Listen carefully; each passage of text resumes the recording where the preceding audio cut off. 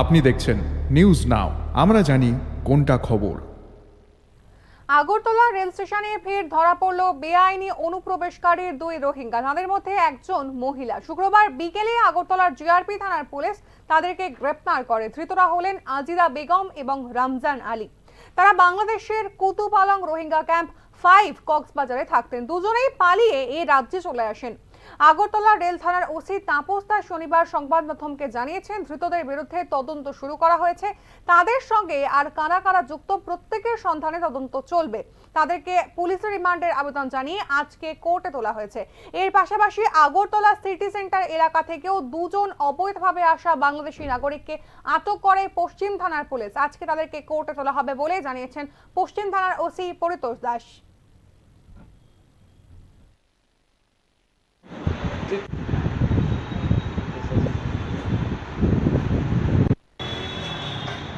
রোহিঙ্গা গ্রেপ্তার করা হয়েছে, কোন জায়গা থেকে গ্রেপ্তার করা হয়েছে এবং তারা কোন জায়গায় যেতেছিল?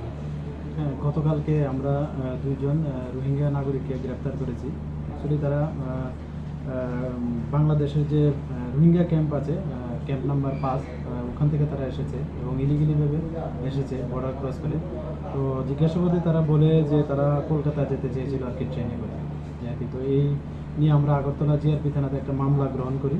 তো আজকে আমরা তারিখ আমরা একটা বাংলাদেশি সুমন, যার বাড়ি নারায়ণগঞ্জ বাংলাদেশ, তাকে আমরা রুয়াংকামুড়া থেকে অ্যারেস্ট করেছিলাম এবং তার বিরুদ্ধে একটা আমরা স্পেসিফিক মামলা নিয়েছি, যার নম্বর 103/2024 under section 61 clause 2 249B 143 clause 3 of BNS 14 clause A clause C foreigner act and 3 of passport অ্যাক্টে আমরা একটা মামলা